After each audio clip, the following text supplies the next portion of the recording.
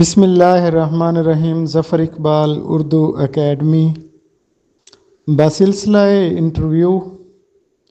آج ہمارا پہلا ٹاپک ہے اردو بحیثیت دفتری اور سرکاری زبان۔ پہلا سوال ہے، بر صغیر میں اردو کو سرکاری زبان کا درجہ کب دیا گیا؟ اس کا درست جواب ہے، بر صغیر میں اردو کو سرکاری زبان کا درجہ سب سے پہلے 1832 میں دیا گیا۔ اس سے پہلے سرکاری زبان فارسی زبان تھی۔ 1956 کے آئین کے کس آرٹیکل کے تحت اردو کو سرکاری زبان قرار دیا گیا؟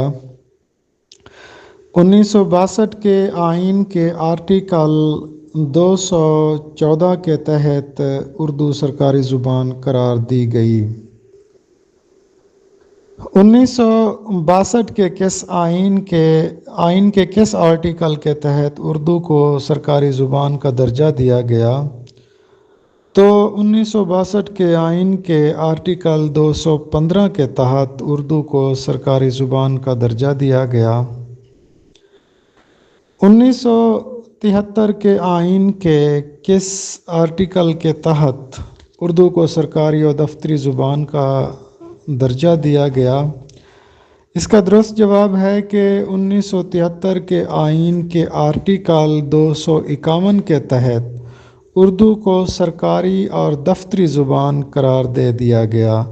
اس سے پہلے جو 1956 اور جو 1962 کا آئین تھا، اس میں اردو کو صرف سرکاری زبان قرار دے دیا گیا تھا، جبکہ 1973 میں پہلی مرتبہ اسے آفیشیل لینگویج بھی، ایک نیشنل لینگویج اور ایک آفیشیل لینگویج، یعنی دفتری خط و کتابت کی زبان بھی اردو ہوگی۔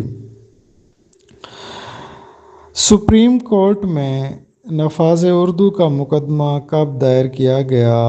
تو اس کا درست جواب ہے کہ سپریم کورٹ میں نفاذ اردو کا مقدمہ سن 2002 میں دائر کیا گیا۔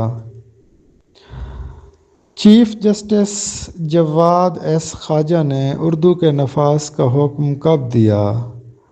چیف جسٹس جواد ایس خواجہ نے اپنے فیصلے میں 8 ستمبر 2015 کو اردو کے نفاذ کا اعلان کیا تھا۔